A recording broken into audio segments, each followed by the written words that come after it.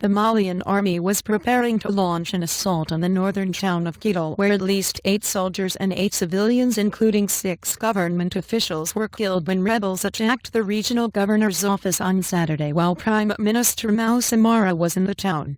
And 32 civil servants taken hostage in the attack were released on Monday after negotiations, according to Radhia Achouri, spokesman for MINUSMA, the UN peacekeeping mission in Mali.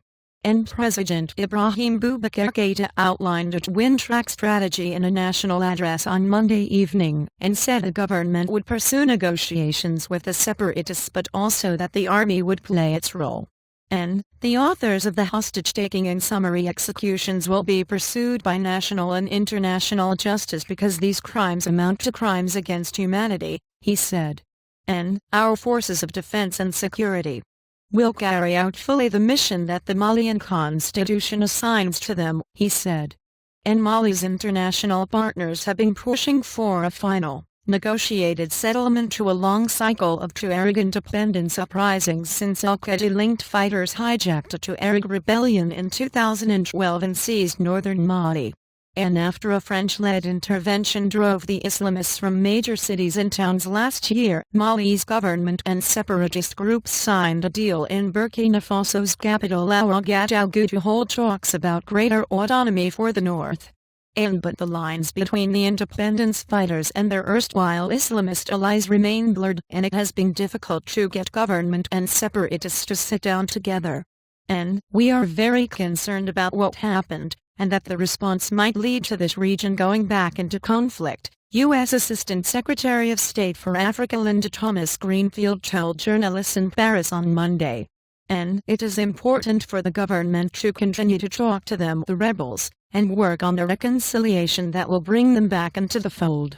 And turning point in Kidal is the stronghold of the Tuareg National Movement for the Liberation of Al-Wadla, and while the rebels now claim to control the town, they said they had only fought back after coming under attack by the Malian army.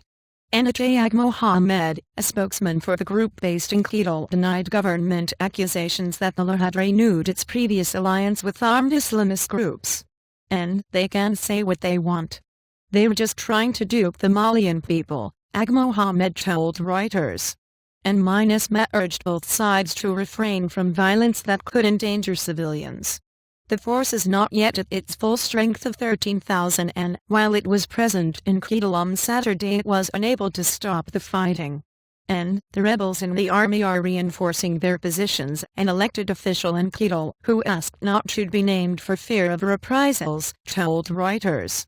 I'm shut up in my house. The next hours will be decisive.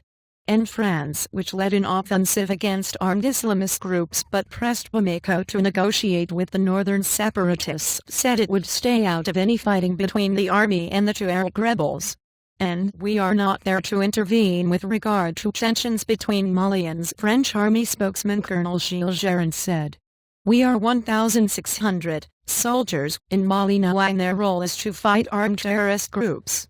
And French Defense Minister Jean-Yves Le Drian cancelled a visit to Mali this weekend in light of the latest developments, though he will still travel to Chad in a trip designed to announce new French policy, officials said.